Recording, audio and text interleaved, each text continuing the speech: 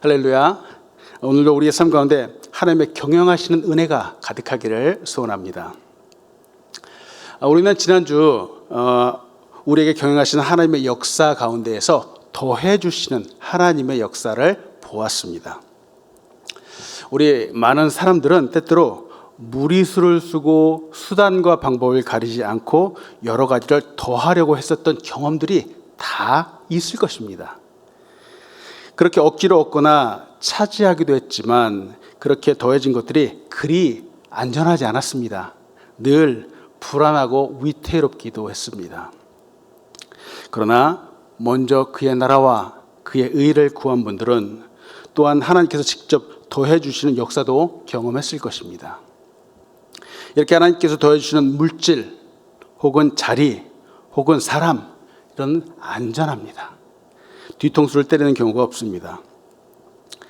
하나님께서 더해주시는 축복이 진짜 축복입니다. 세상에서 얻을 수 없는 복입니다. 그런데 이처럼 더해지는 것만 축복일까? 오늘 이 부분을 여러분과 같이 나누고 싶습니다. 오늘 같이 나누고 싶은 것은 빼주시는 하나님에 대해서 여러분과 같이 나누고자 합니다. 사실 앞에서도 말씀드린 것 같이 우리는 무엇인가를 계속 더해 주시는 것을 축복이라고 생각을 합니다. 당연하죠. 맞습니다. 우리가 믿는 하나님은 이 축복을 비롯해서 지혜도 주시고 생명도 더해 주시고 은혜도 더해 주시고 우리의 필요한 모든 것들을 더해 주시는 분입니다. 맞습니다. 너무 감사하죠. 그랬을까요? 우리의 삶 가운데 더해 주는 것이 아니라 무엇이 빠진다면 우리는 이것이 축복이라고 여겨지지 않습니다. 돈도 명예도 사람도 모두 더해줘야 되는데 혹시 이런 것들 중에서 무엇이라도 하나라도 빠져나간다면 이는 징계라고 생각을 하죠. 심지어 없는 것, 비어있는 것은 저주라고까지 생각하는 경향도 있다는 겁니다. 이상합니다. 우리의 삶에는 더하는 것보다 이렇게 뺀다, 빠진다라고 하는 이거는 아주 부정적인 느낌으로 다가오게 되죠. 그런데 이렇게 빼는 것이 정말 나쁜 것일까? 정말 이렇게 부정적인 것일까? 결코 아니라는 거예요. 여러분 요사이 팬데믹 때문에 집에 계시면서 너무 심심하시죠? 근데 집에 있으면서 한 가지 문제가 우리의 활동량이 많이 줄었습니다. 우리의 운동량이 엄청 줄었습니다. 그래서 확진자가 되었습니다. 이제 살을 좀 빼야 됩니다. 이때 살을 뺀다, 빠진다라고 사람들이 이제 얘기하잖아요. 이럴 때 빠지는 것은 도리어 건강을 위해서 당연히 해야 되는 것이고 이거는 너무 좋은 것이죠. 이때 뺐으면 정말 좋습니다. 근데 어디 뺀다는 의미가 우리 이렇게 살을 뺀다는 것에만 적용이 될까? 그렇지 않습니다. 부동산 시장에서도 또 경제에서도 거품을 뺀다라고 이렇게 얘기를 하는 사람들도 있습니다. 거품을 빼는 것, 이 또한 당연히 해야 됩니다. 또 왜 어린 시절 이제 우리가 주사를 맞기도 하잖아요. 주사를 맞는데 주사바늘이 들어온다 그러면은 누구나 다 긴장을 합니다. 그래서 힘을 바짝 주잖아요. 그때 간호사 선생님들이 하는 말이 힘 빼 그러잖아요. 이때도 빠져야 되죠. 사실 우리의 삶에 이처럼 빼야지, 무엇인가를 빼야지 더 좋은 효과가 나타나는 것들이 너무나도 많다는 거예요. 심지어 좋은 삶도 살게 된다는 거죠. 먼저 우리의 생각을 바꿔야 하는 것은 이처럼 하나님께서 우리에게 무엇인가를 빼주실 때 그것은 결코 재앙이 아니라는 겁니다.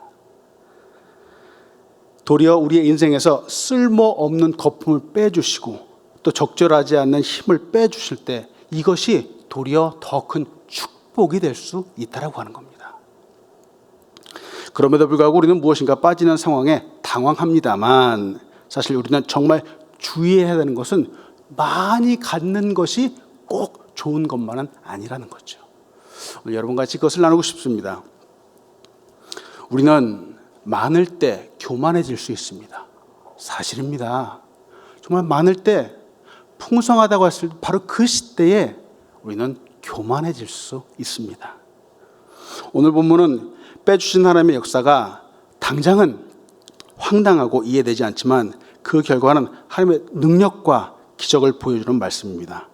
사사기 7장의 배경은 이스라엘의 사사시대입니다. 오늘 이 본문에서 등장하는 기드온은 이스라엘의 12명의 사사 중에서 5번째 등장하는 사사입니다. 당시에 이스라엘을 괴롭히는 미디안 족속이 있었습니다. 근데 이 미디안 족속은 해마다 이스라엘에 올라와서 토지의 소산을 멸하고 먹을 것 하나 남기지 않고 싹 쓸어갔습니다. 양이나 소, 나귀도 모두 잡아갔습니다. 그들의 모습이 마치 메뚜기와 같았다라고 성경은 말합니다. 이러한 상황이라면은 이 어려움 가운데서 건져 주어야 될 사사가 당연히 필요합니다. 사사기 6장 11절은 이렇게 말합니다. 여호와의 사자가 엘리에셀 사람 요아스에게 속한 오브라에 이르러 상수리 나무 아래에 앉으니라. 마침 요아스의 아들 기드온이 미디안 사람에게 알리지 아니하려 하여 밀을 포도주 틀에 타작하더니, 이렇게 말합니다. 여기서 이제 기드온이라는 사람이 등장을 하는데 이 사사로 세워지는데 이 기드온의 모습이 조금 이상합니다. 어떻게 이상한가? 사실 그는 이 사사가 될 만한 리더십을 갖고 있는 용맹한 사람이 아니라는 거예요. 사람들 같으면은 왜 리더다, 사람들 앞에 서서 정말 적을 무찌른다 그러면 근육도 막 우락부락하고 정말 한 주먹으로 수십 명을 때려 눕히기도 하고 힘도 장사인 그런 사람을 부르겠지만 기드온은 전혀 그런 사람이 아니었습니다. 그는 타작마당이 아니라 포도주 틀에서 아무도 모르게 조용히 밀을 타작하는 사람이었습니다. 왜 그럴까? 미디안 사람이 혹시 쳐들어오지 않을까 몰래 눈치를 보면서 밀을 타작하는 그런 사람이었습니다. 즉 이 말은 미디안 사람들 너무 무서워하는 사람이었다는 거예요. 겁장이었다는 겁니다.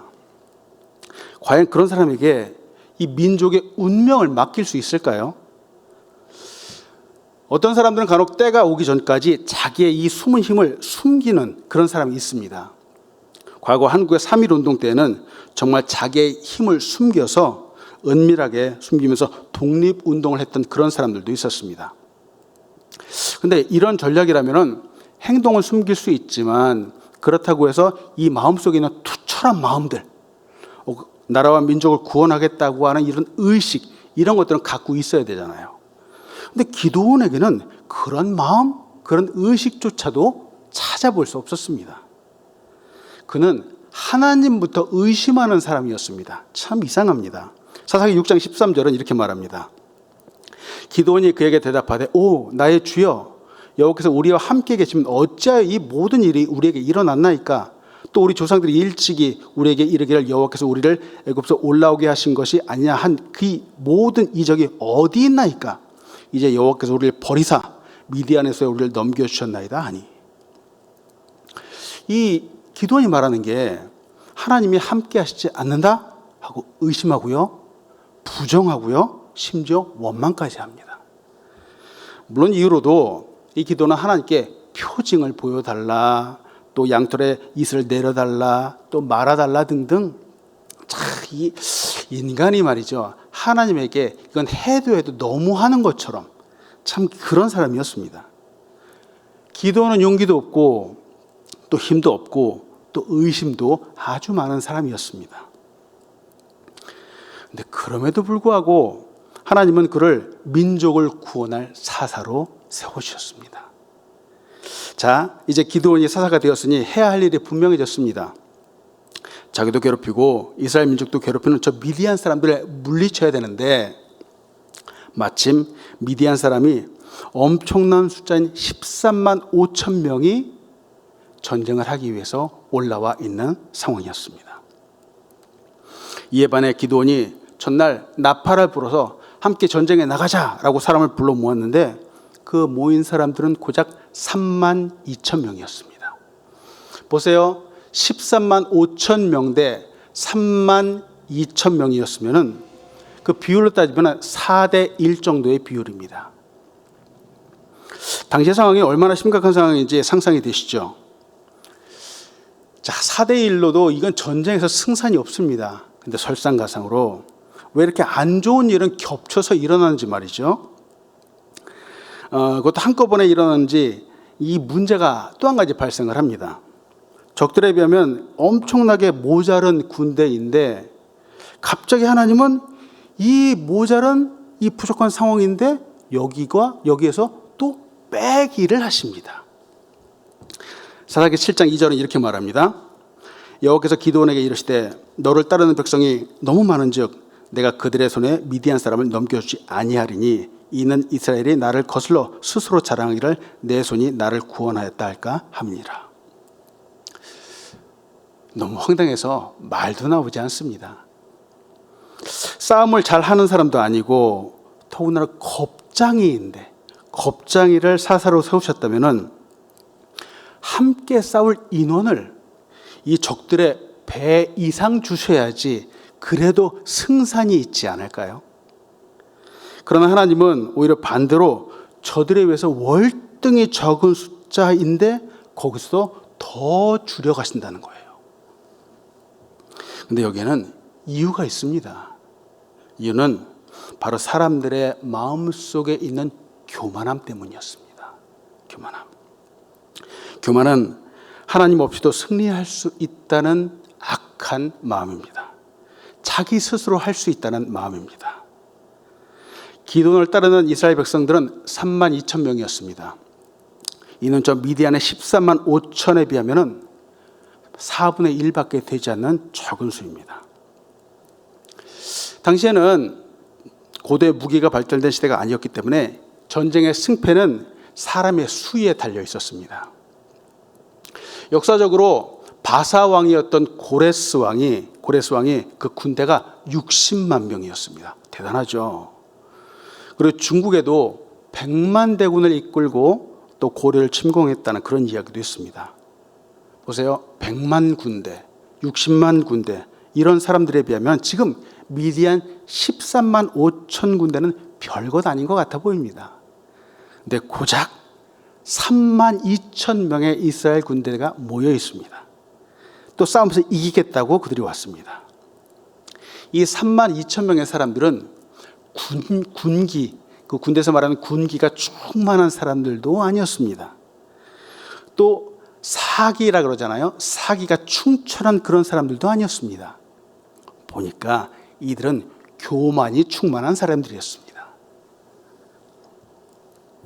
하나님이 함께 하시지 않는 사람들, 하나님이 함께 하시지 않는 숫자, 하나님이 함께 하시지 않는 열심, 하나님이 함께 하시지 않는 결심은 사람들을 교만으로 이끕니다. 이것들은 세상의 관점으로 볼 때 자랑거리가 되죠. 헛된 망상일 수도 있습니다. 거대해 보이고 성취하는 것 같아 보이고 승리하는 것 같아 보입니다. 이 모든 것들이 세상이 추구하는 것들입니다. 그러나 이 모든 것들은 하나님과 상관이 없습니다. 하나님은 이런 교만에서 여지없이 빼시기를 진행하십니다. 하나님께서 그 교만을 제하기 원하십니다. 오늘 여러분과 나누고 싶은 첫 번째는 하나님은 교만한 자를 물리치시는 분입니다. 하나님은 이 교만한 자를 물리치십니다. 근데 하나님도 그러신데 말이죠. 보니까 우리 사람도 그렇습니다. 우리 사람에게도 이런 경향이 있습니다. 교만한 자를 좋아하는 사람은 별로 없을 것입니다. 베드로전서 5장 5절은 이렇게 말합니다. 젊은 자들아 이와 같이 장로들에게 순종하고 다 서로 겸손으로 허리를 동이라. 하나님은 교만한 자를 대적하시되 겸손한 자들에게는 은혜를 주시니라. 여러분은 어떠신지요? 여러분은 어떤 사람에게 여러분의 마음이 끌리는지요? 어떤 사람에게 호감이 가시는지요? 저는 만나본 사람 중에서 그래도 겸손한 사람에게 마음이 끌립니다. 겸손한 사람이 오래 기억나기도 하고요. 또 이 겸손했던 사람을 다시 만나고 싶기도 합니다. 그 사람의 인종이나 피부색이 그렇게 큰 상관이 되지 않습니다. 그 사람의 출신 국가도 그렇게 상관되지 않고요. 그 사람이 공부를 많이 했다, 적게 했다 하는 것도 별로 문제가 되지 않습니다. 겸손해 보이는 사람, 겸손한 사람 만날 때마다 참 기분이 좋습니다.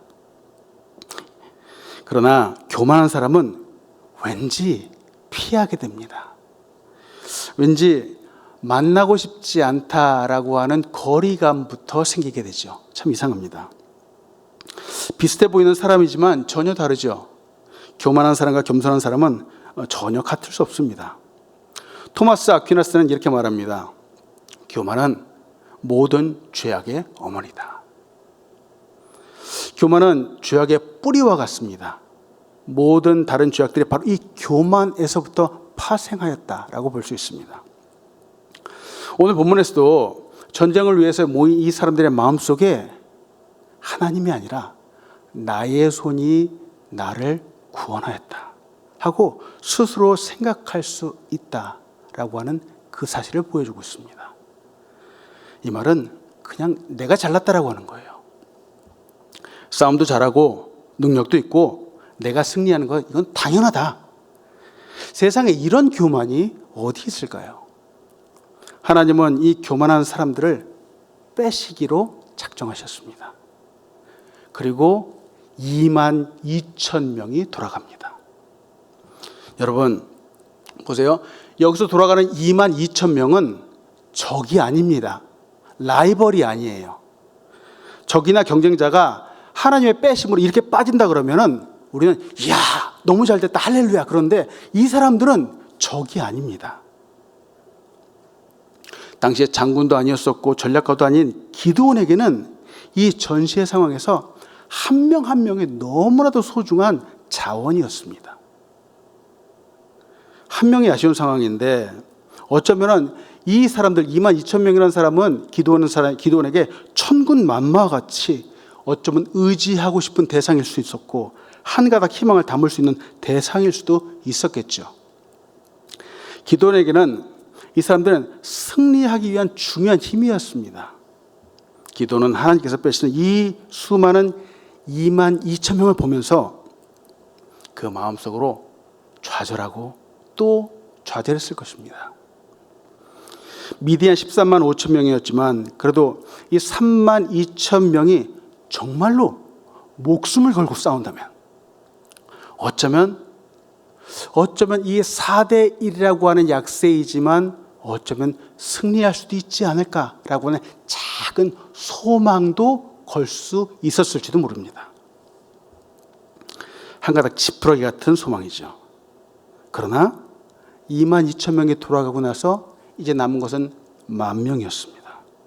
이제 확률은 더 떨어졌습니다. 하나님은 바로 이 상황을 통해서 또한 사람을 의지하고자 했던 기드온의 생각도 다스리시죠.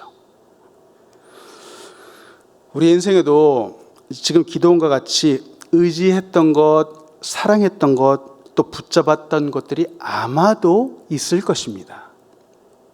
그것이 사람일 수도 있었고 아니면 돈이었을 수도 있었고 아니면 건강이나 학벌, 나의 능력일 수도 있었을 것입니다. 잠깐이겠지만 그래도 이 정도만 한번 해볼 만해. 이 정도면은 한번 크게 한번 싸워볼 만한데 이렇게 생각하고 의지했던 것들이 혹시 있지는 않았는지요. 어쩌면 이것이 교만일 수도 있습니다. 문제는 그것들 우리가 잠깐이지만 의지하려고 했던 그것들 때문에 하나님을 100% 의지할 수 없도록 만든다는 겁니다. 이거를 의지하는 순간 우리는 하나님을 의지하지 못하게 된다는 거죠. 그래서 하나님이 주시려고 하는 축복을 놓칠 수 있습니다. 그래서 하나님께서 우리의 인생 가운데서 그런 것들을 빼주시는 것이죠. 그래서 하나님께서 당신의 자녀들에게서 그들이 의지하는 바로 그것들을 빼주시는 것입니다. 이사야서 3장 1절로 2절은 우리 이렇게 말합니다. 보라, 주 만군의 여호와께서 예루살렘과 유다가 의뢰하며 의지하는 것을 제하여 버리시되 곧 그가 의지하는 모든 양식과 그가 의지하는 모든 물과 용사와 전사와 재판관과 선지와 복수자와 장로와. 예루살렘과 유다가 의뢰하고 의지하는 것이 있었습니다. 세상에 그것이 양식이었습니다. 물이었습니다. 또 사람이었습니다. 지난주도 보았지만 먹고 사는 것, 바로 이것을 사람들이 의지했었습니다. 마음의 중심에 의뢰하고 의지하는 것, 즉 마음의 중심에 놓아야 하는 것, 하나님을 의뢰하고 하나님을 신뢰해야 하는데 세상에 먹고 사는 것이 그 마음의 중심에 있었습니다. 이것은 어쩌면은 기드온만의 이야기는 아닐 것입니다. 어쩌면 이것은 예루살렘과 유다만의 이야기가 아닐 것입니다. 이것은 오늘날 우리들의 이야기이기도 합니다. 우리의 마음의 중심은 바로 하나님이 계셔야 되는 자리입니다. 우리 주 예수 그리스도가 있어야 되는 자리입니다. 그런데 이 마음의 중심에 물질에 대한 욕망이 자리 잡고 있습니다. 또 사람을 의지하고 권력을 신뢰하고 명예를 신뢰하고자 하는 그것이 우리의 마음의 중심을 차지하고 있기도 합니다. 한 가지 오해하지 말아야 될 것은 물질과 권력, 명예, 또 사람이 전혀 필요하지 않다는 이야기가 아닙니다. 지난주에도 말씀드린 것 같이 이 모든 것들 우리가 이 세상을 살아가는데 필요합니다. 없으면 안 됩니다. 문제는 이것들이 사람이나 물질이나 권력과 명예가 바로 우리 마음의 중심에 들어오는 것이 문제입니다. 우리의 마음의 중심에도 있어야 하는 위치가 있습니다. 그 선을 지켜야 됩니다. 그 자리를 지켜야 되죠. 그 자리를 넘어서서 정말 완전한 센터로 이 욕심들이 가기 때문에 하나님이 그것들을 빼신다라고 하는 거죠. 오늘 기도원과 함께 있는 이 32,000명의 사람들의 마음에는 바로 교만이 그들의 중심에 있었습니다. 사사기 7장 2절 하반절은 이렇게 말합니다. 이는 이스라엘이 나를 거슬러 스스로 자랑하기를 내 손이 나를 구원하였다 할까 함이니라. 하나님께서 이미 그들의 마음의 중심을 보셨습니다. 여러분, 하나님이 보시기에 우리가 하나님처럼 의지하는 것이 있다면 그것은 저 22,000명처럼 돌려보내시기 바랍니다. 돌려보내야만 합니다. 이것이 없으면 못 살 것 같다고 생각하지만 없어도 능히 살게 됩니다. 하나님이 채워주시기 때문이죠. 하나님께서 직접 빼주시기 전에 내가 먼저 빼는 것이 훨씬 낫습니다. 하나님이 빼기 시작하면 아픕니다. 사람들이 돌아갈 때 기드온의 마음에는 걱정과 염려, 두려움이 가득했을 것입니다. 이들이 빠져나갈 때 저 멀리 돌아가는 사람들을 볼 때 정말 기드온의 마음속에 있는 한 가닥 소망도 다 무너져 내렸을 것입니다. 그러나 이 교만함을 내려놓고 내가 의지했던 것을 버리고 다시 하나님을 바라볼 때, 하나님을 의지할 때, 한 가닥 의지했던 세상의 소망을 빼고 하나님을 다시 내 마음의 중심에 모실 때, 바로 이때 하나님은 놀라운 은혜와 축복을 더해 주십니다. 두 번째로 여러분과 같이 보고 싶은 것은 하나님은 세상의 것을 빼시고 영적인 축복을 더해 주시는 분입니다. 그렇죠. 세상의 것들을 다 빼시고 하나님의 것, 바로 영적인 축복을 더해 주시는 분이 바로 우리 하나님이십니다. 하나님께서 세상의 것, 교만을 빼주시는데 빼주시고 난 그 자리를 그냥 남겨두시는 것이 아니라 이제는 하나님이 영적인 것을 가득 채워주십니다. 이는 사실 세상의 원리와도 같습니다. 여러분, 세상에 give and take라고 하는 그런 단어가 있잖아요. 문장이 있습니다. 이 원리가 있습니다. 주면은 받습니다. 주었으면 받는 거죠. 돈을 주었으면 그 돈의 값어치에 해당하는 물건이나 서비스를 받게 됩니다. 간혹 돈이 빠져나갔는데 물건이 도착하지 않는다. 이때 사람들은 사기를 당했다 그러죠. 그런 면에서 우리 하나님은 넘치도록 돌려주시는 분입니다. 값으로 환산할 수 없는 은혜를 부어주는 분이 바로 우리 하나님이시죠. 하나님은 우리의 죄악을 빼시고 예수님의 생명을 주셨습니다. 하나님은 우리의 거짓말을 빼시고 하나님의 사랑을 부어주셨습니다.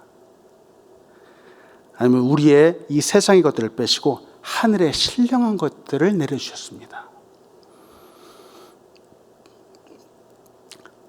그것도 넘치도록 우리에게 주셨습니다.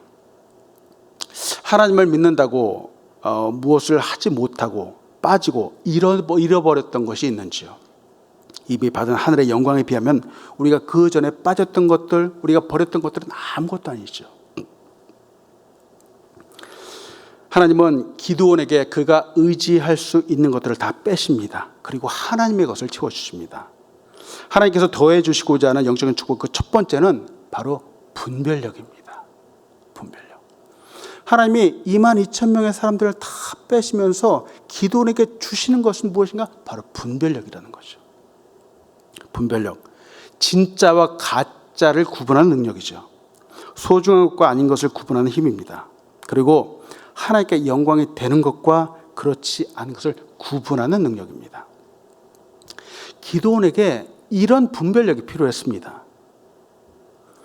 하나님이 주시는 승리를 위해서 믿음으로 함께 해야 되는 사람과 두려움 가운데 떠는 사람을 구분해야 되는 분별력이 필요했습니다. 사사기 7장 3절은 이렇게 말합니다. 이제는 백성의 귀에 외쳐 이르기를 누구든지 두려워 떠는 자는 길라산을 떠나 돌아가라 하라 하시니 이에 돌아간 백성이 22,000명이요 남은 자가 10,000명이었더라. 22,000명을 빼시면서 하나님께서 더해 주시고자 하는 축복은 구분되고 분류된 사람들이었습니다. 전쟁을 위해서 많은 사람들이 모였지만 이 중에 두려움에 떨고 있는 사람들이 태반이었습니다. 이들은 보세요. 숫자만 있었지, 숫자만 32,000명이었지 사실 전쟁에는 하등의 도움이 될 수 없었습니다. 아니 도리어 방해가 되었습니다. 미안한 말이지만 두려움에 사로잡혀 있는 사람들이 다른 사람에게도 악한 영향력을 주는 것은 불보듯 뻔하다는 겁니다. 여러분 12명의 정탐꾼 이야기 여러분 잘 아시죠? 가나안 땅을 정탐하고 돌아와서 이스라엘 백성에게 보고를 합니다. 그런데 두려움에 사로잡혀 있는 10명의 부정적인 사람들은 그들의 이 부정적인 보고로 인해서 온 이스라엘 백성들 무려 200만 명에 되는 이스라엘 백성들에게 모두 악한 영향을 주고 말았습니다. 똑같은 땅을 보고 똑같은 사람들을 보고 똑같은 상황을 보고 왔는데 이들은 두려워했습니다. 민수기 13장 31절로 33절은 이들의 모습을 이렇게 말합니다. 그들이 함께 올라갔던 사람들은 이르되 우리는 능히 올라가서 그 백성을 치지 못하리라. 그들은 우리보다 강하니라 하고 이스라엘 자손 앞에서 그 정탐한 땅을 악평하여 이르되 우리가 두루 다니며 정탐한 땅은 그 거주민을 삼키는 땅이요 거기서 본 모든 백성은 신장에 장대한 자들이며 거기서 네피림 후손인 아낙 자손의 거민들을 보았나니 우리는 스스로 보기에도 메뚜기 같으니 그들의 보기에도 그와 같았을 것이니라. 두려움에 사로잡힌 사람들이 보는 관점 보세요. 그들이 우리보다 강하다는 거예요. 그리고 그들의 신장이 장대하다는 거예요. 거인들이라는 거예요. 그러니 이 두려움의 관점으로 보면 나는 메뚜기와 같다고밖에 말할 수 없는 거죠. 결국 이 두려움 때문에 이 두려움으로 인해서 출애굽을 한 이스라엘 백성은 1세대 모두가 광야 생활을 하는데 바로 죽고 말았습니다. 이는 가장 큰 하나님의 빼시는 역사였습니다. 두려워하는 모든 사람들, 그 수많은 사람들을 하나님은 다 빼셨습니다. 놀랍잖아요. 지금 미디안과 전쟁을 치러야 되는데 하나님은 두려움에 떨고 있는 사람들을 빼주십니다. 세상에 두려움에 떨고 있는 사람들이 무려 22,000명이나 되었습니다. 싸우겠다고 전쟁을 하겠다고 나온 사람들의 3분의 2가 두려워 떨고 있는 사람들이었습니다. 그렇다면 이런 사람들을 그래도 억지로 데리고 싸웠다면 그 결과는 불보듯 뻔하다는 겁니다. 하나님이 이미 오래전에 모세에게 이런 상황에 대해서 말씀해 주셨습니다. 신명기 20장 8절입니다. 책임자들은 또 백성에게 말하여 이르기를 두려워서 마음이 허한 자가 있느냐? 그는 집으로 돌아갈지니 그의 형제들의 마음도 그의 마음과 같이 낙담될까 하노라 하고, 하나님은 이미 알고 계셨습니다. 두려워 떠는 사람은 그만 두려워 떠는 것이 아니라 이게 옆 사람에게까지 악한 영향을 미칠 수 있다는 것을 하나님은 이미 경고해 주셨습니다. 하나님은 강력하게 말씀하십니다. 우리 믿는 사람들의 삶 가운데 부정적인 부분, 두려워하는 부분, 죄악적인 부분은 완전히 금하라고 하십니다. 이는 다 악한 영향력을 주기 때문입니다. 에베소 4장 29절은 우리에게 또 이렇게 말하죠. 무릇 더러운 말은 너희 입 밖에도 내지 말고 오직 덕을 세우는 데 소용되는 대로 선한 말을 하여 듣는 자들에게 은혜를 끼치게 하라. 그렇다면은 우리는 두려움이 아닌 담대함을 말하는 사람이 되어야 합니다. 우리는 부정적인 것이 아니라 긍정적인 면들을 선포하는 사람이 되어야 합니다. 우리는 불가능이 아니라 가능함을 믿고 나아가는 사람이 되어야 합니다. 이처럼 하나님께서 우리에게 때로는 사람을 빼시고 혹은 물질을 빼시고 다른 무엇인가를 빼실 때는 이유가 있기 때문입니다. 이때 우리는 분별해야 합니다. 하나님이 기뻐하시는 일과 하나님이 싫어하시는 일이 있음을 분별해야 합니다. 사람들이 생각하잖아요. 에이, 아무리 그렇다고 해도 백지장도 맞들면 낫다라고 하는 그런 이야기도 있는데 그래도 어느 정도 좀 도움이 되지 않을까? 이렇게 말하는 분들도 있습니다. 근데 꼭 그렇지 않습니다. 기드온에게는 두려움에 떨고 있는 이 3만 명이 필요하지 않았습니다. 아니, 좀 더 정확히 말하면 이 3만 명의 부정적인 사람들, 두려워하는 이 연약한 사람들은 승리의 역사를 결코 이룰 수 없었습니다. 이 두려워하고 부정적인 사람들을 빠짐으로 인해서 물론 그 숫자는 엄청나게 줄었습니다. 그러나 많은 것이 좋다고 해서 그 안에 교만함과 두려워하는 악한 영향들과 함께 있다면 이 전쟁은 이미 해보기도 전에 진 것이나 다름이 없었습니다. 여러분, 우리에게도 내가 갖고 있었고 또 의지하고 있었던 세상의 것이 빠질 때 영적인 분별력이 생기기도 합니다. 지식은 무엇인가를 더하고 쌓아야 얻을 수 있습니다. 그러나 지혜는 무엇인가가 빠지고 때로는 잃어버려야 생기기도 합니다.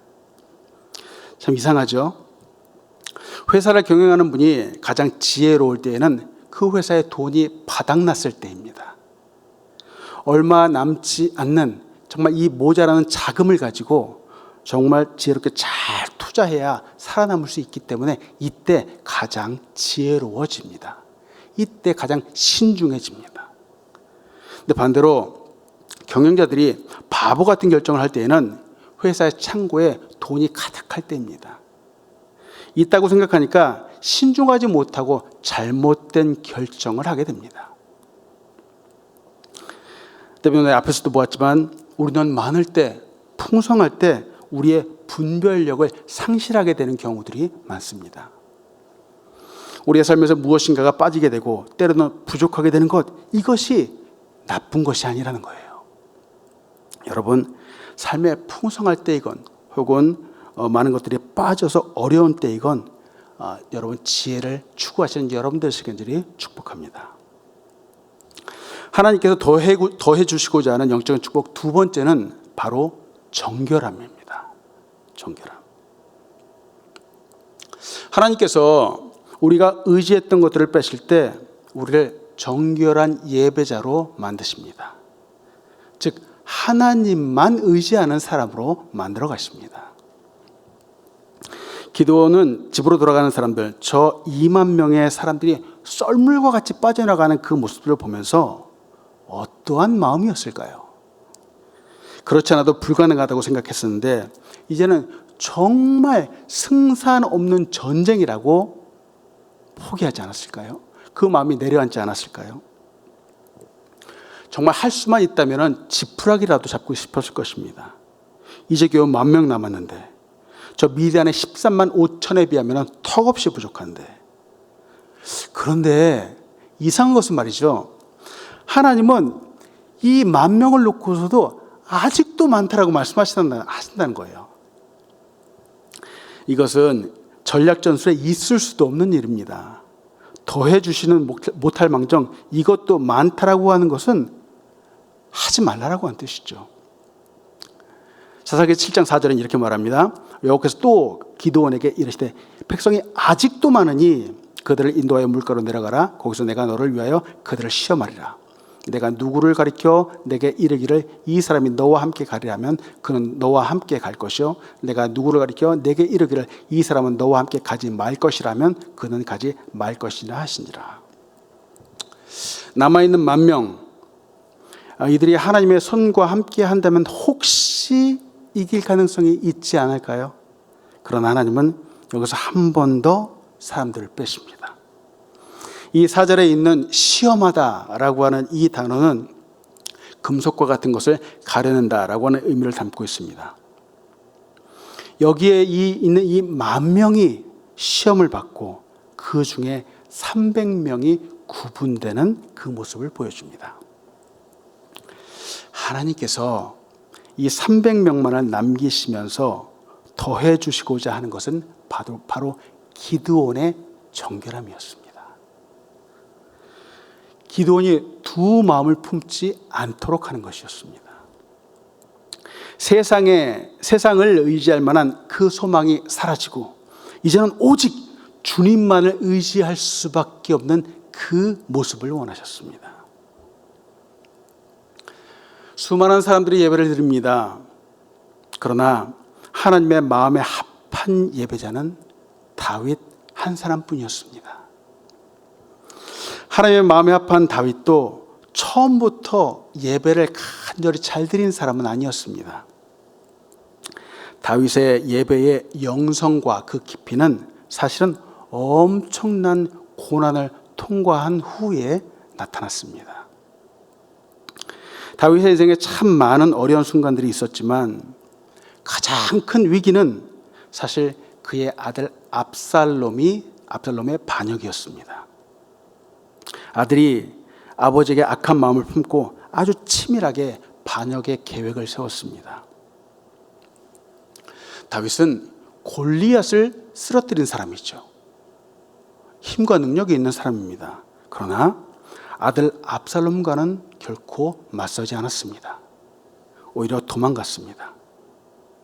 그때 다윗은 사람도 잃고 왕궁도 버려야 했고 돈과 명예도 버려야 했습니다. 욥도 그랬지만 이 다윗도 갑자기 한꺼번에 모든 것을 버리고 잃어버려야 되는 상황이 왔습니다.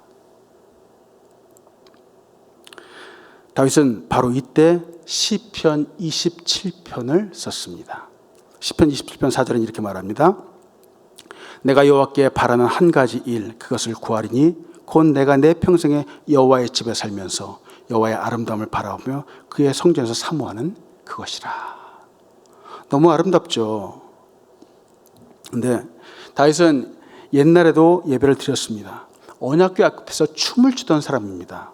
그런데 지금 이 모든 것을 다 빼앗기고 또 잃고 난 후에 그의 예배가 달라졌습니다.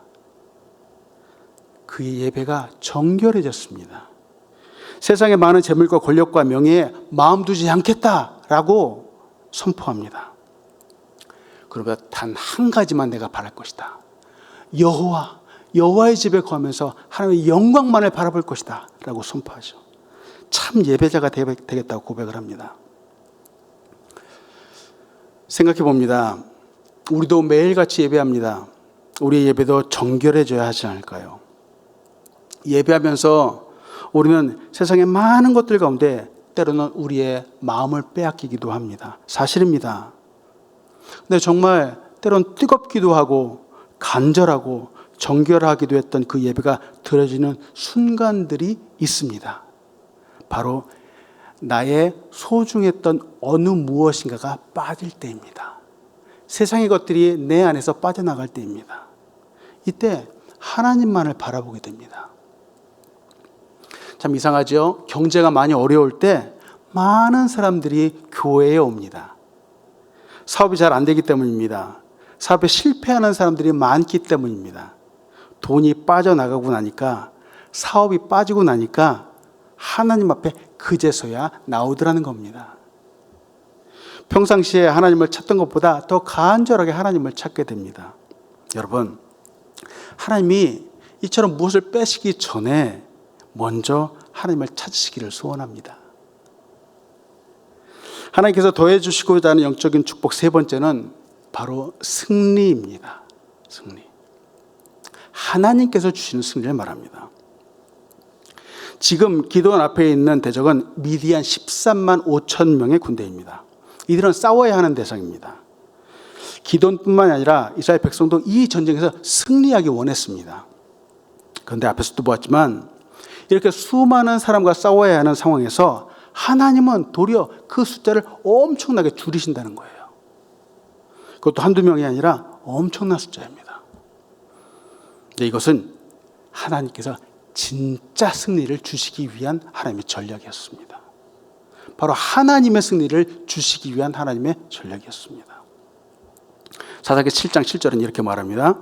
여호와께서 기드온에게 이르시되 내가 이 물을 핥아 먹는 300명으로 너희를 구원하며 미디안을 내 손에 넘겨주리니 남은 백성은 각각 자기의 처소로 돌아갈 것이라 하시니.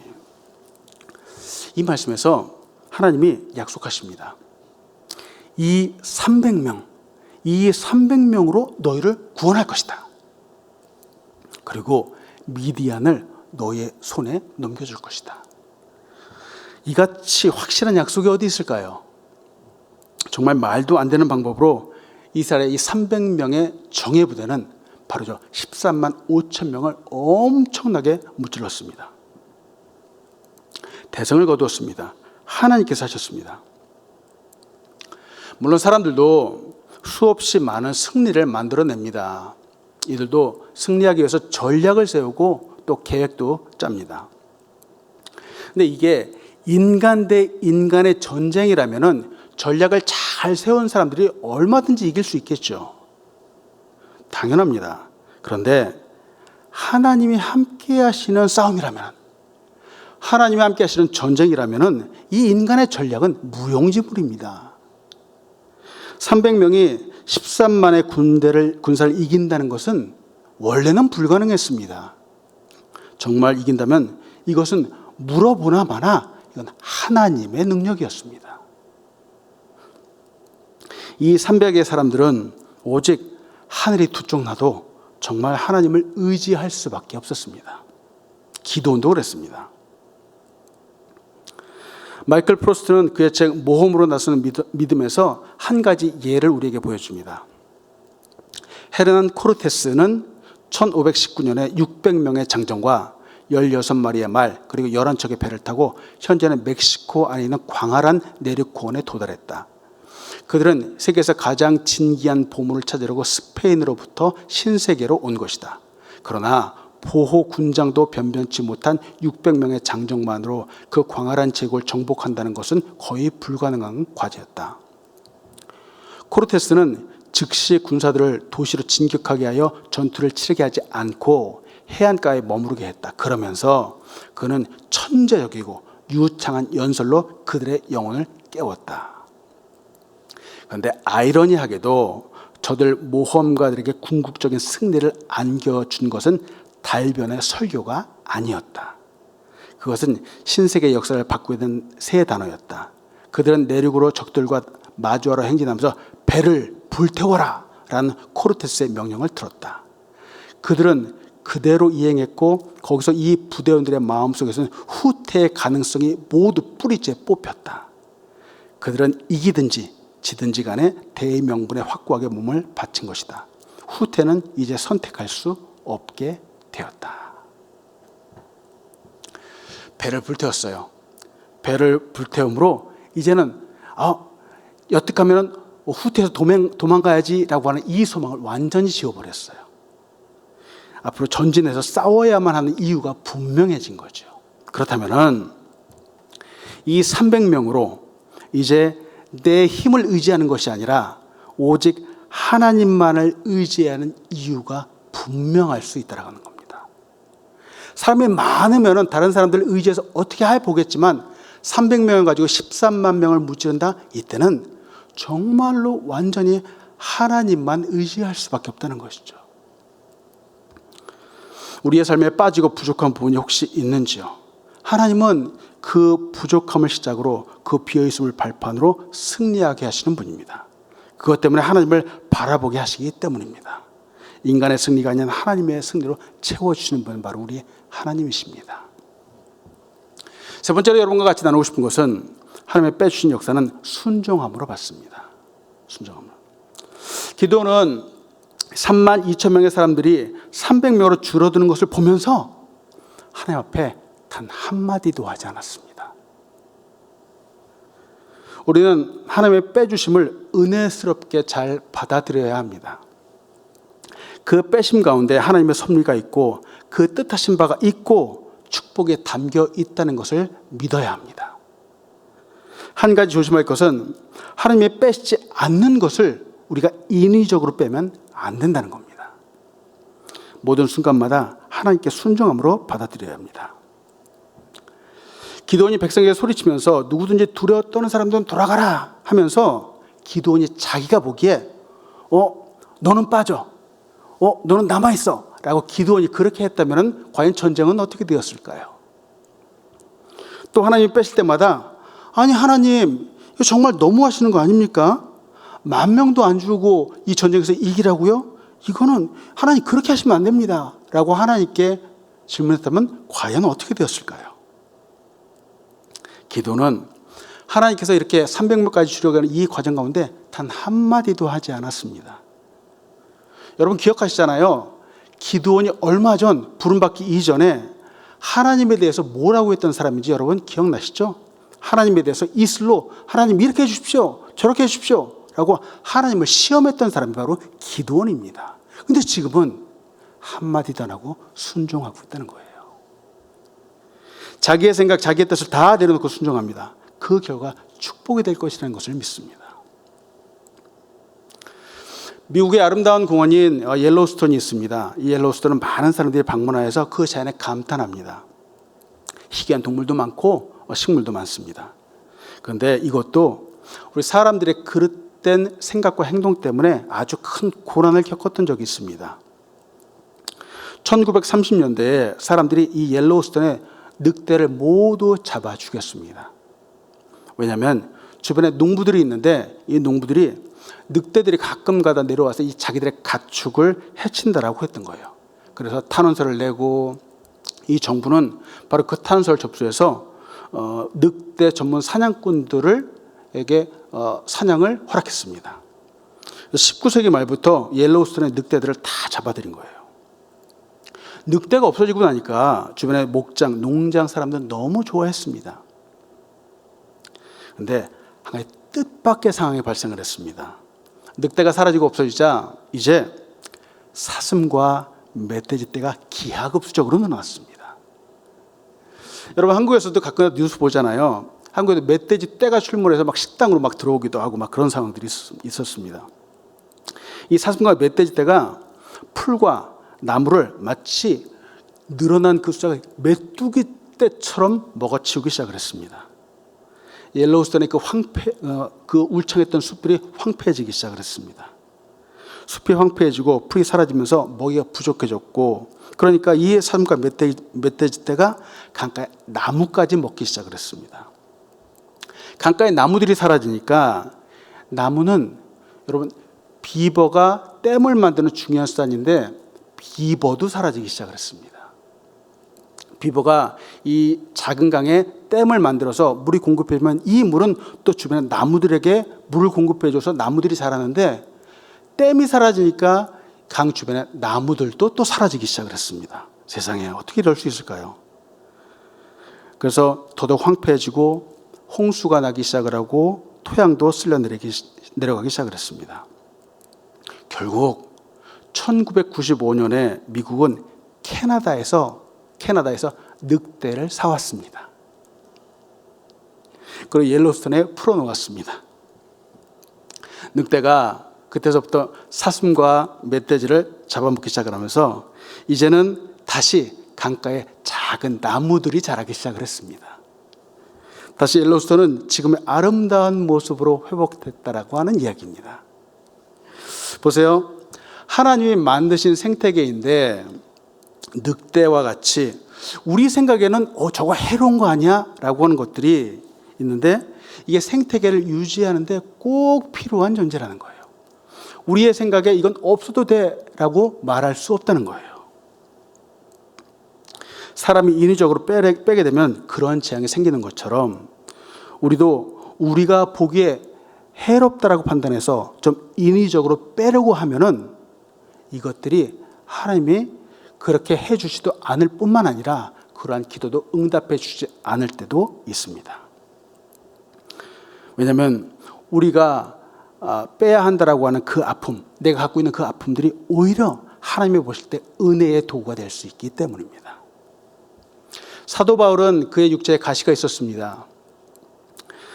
사도 바울은 죽었던 사람도 기도로 살리는 사람이었었고 병든 사람도 치유하는 능력의 사람이었습니다. 근데 자기 몸에 있는 육체의 가시는 어쩔 수가 없었습니다. 이것을 빼달라고 없애달라고 3번이나 목숨을 걸고 기도했지만 하나님은 그 기도를 응답해 주지 않으셨습니다.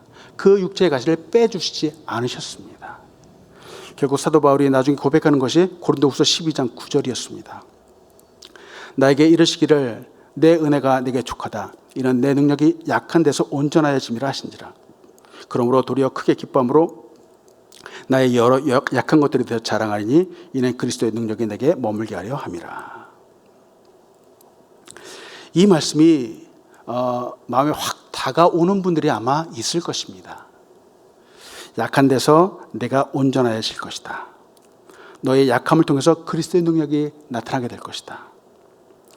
바울은 자기 몸의 이 병이 사역의 걸림돌이라고 생각했었습니다.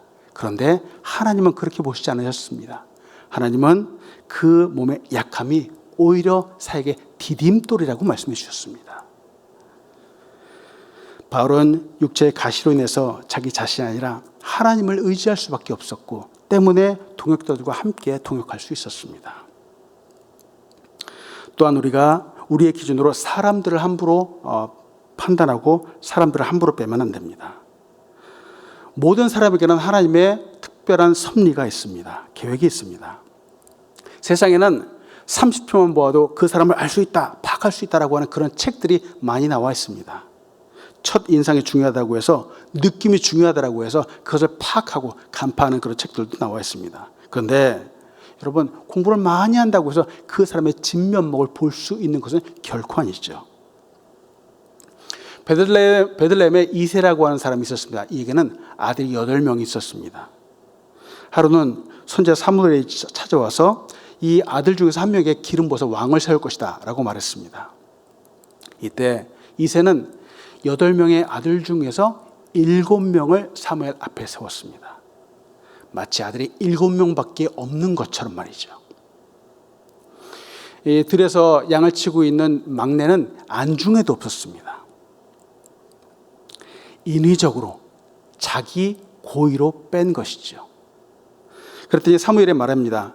아들이 이밖에 없느냐? 더 데려오라 라고 말합니다. 하나님은 이 이새의 뺄셈에 동의하지 않으셨습니다.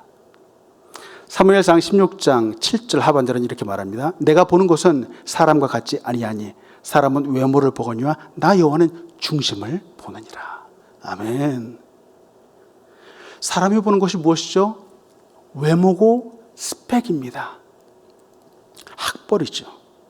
우리는 이런 세상의 것을 기준 삼아서 내 기준에 맞지 않는다고 사람들을 함부로 빼기도 하고 무시하는 경향들도 있습니다. 근데 그러면 안 됩니다. 교회에서도 직장에서도 우리가 만나는 그 어떤 곳에도 그렇습니다. 사람들을 함부로 무시하면 안 됩니다. 하나님이 그렇게 하지 않으십니다. 하나님은 별 볼 일 없다던 다윗에게 기름 부으셨습니다. 지금 별 볼 일 없어 보이는 사람을 결코 빼지 않으십니다. 어쩌면 눈에 달 띄지 않는 사람이 더 중요할 수도 있습니다. 말씀 마칩니다. 빈 자리에 더하실 하나님의 축복을 기대하시기 바랍니다. 누가복음 5장 2절로 6절은 우리 베드로에 대해서 이렇게 말합니다. 호숫가에 배 두 척이 있는 것을 보시니 어부들은 배에서 나와서 그물을 씻는지라. 예수께서 한 배에 오르시니 그 배는 시몬의 배라. 육지에서 조금 떼기를 청하시고 앉으사 배에서 무리를 가르치는 말씀을 마치시고 시몬에게 이르시되 깊은 데로 가서 그물을 내려 고기를 잡으라. 시몬이 대답하여 이르되 선생님, 우리들이 밤이 새도록 수고하였을 때 잡은 것이 없지만 말씀에 의지하여 내가 그물을 내리라 하고 그렇게 하니 고기를 잡은 것이 심이 많아 그물이 찢어지는지라. 예수님께서 지금 베드로의 배에 오셨습니다. 고기를 가득 채워야 하는 배에 예수님이 들어가셨습니다. 그리고 그 배를 예수님이 원하는 곳으로 옮겼습니다. 그리고 물고기를 쏟아내야 하는 배에서 무리를 가르치는 말씀이 쏟아져 나왔습니다. 어떻게 이렇게 하실 수 있었을까요? 베드로의 배가 비어 있었기 때문입니다. 물고기를 잡지 못했기 때문입니다. 밤을 새워 수고했지만 지난밤 하나님께서 물고기를 다 빼셨기 때문입니다. 더 큰 영적인 축복을 더해 주시기 위해서입니다. 사랑하는 여러분, 과거에는 우리의 인생을 돈으로 채우려고 했을지도 모릅니다. 때로는 명예로 채우려고 했을지도 모릅니다. 힘과 권력 그리고 성공으로 채우려고 했던 것들이 우리의 인생일 수도 있습니다. 우리의 인생에서 이렇게 세상적으로 추구했던 것들이 빠지면 이제 영적인 축복이 오게 됩니다. 예수님의 역사가 옵니다. 비어있는 베드로의 배에 오르듯 예수님이 우리의 비어있고 빠져있는 인생에 들어오십니다. 하나님의 빼주신 역사에 축복이 있기를 간절히 축원합니다. 아멘. 기도하겠습니다. 하나님 감사합니다. 우리에게 넘치는 은혜와 축복을 더해주신 하나님 감사합니다. 또한 우리에게 교만과 죄악과 우상을 빼주시는 하나님 감사합니다. 오늘도 하나님의 은혜 가운데 살게 하시며 감사합니다. 하나님, 우리는 때때로 세상의 것들이 너무나도 중요한 것이냐 착각하기도 합니다. 세상의 것들에 마음 두지 않게 하시고 때로는 우리의 삶에 불필요한 것들을 빼주시는 그 은혜와 섭리를 감사하며 순종으로 따르게 하여 주시옵소서. 하나님께서 빼실 때 우리의 마음 감사하게 하시고 역사하실 그 축복을 기대하는 믿음의 사람들이 되게 하여 주시옵소서. 감사합니다. 예수님의 이름으로 기도합니다. 아멘.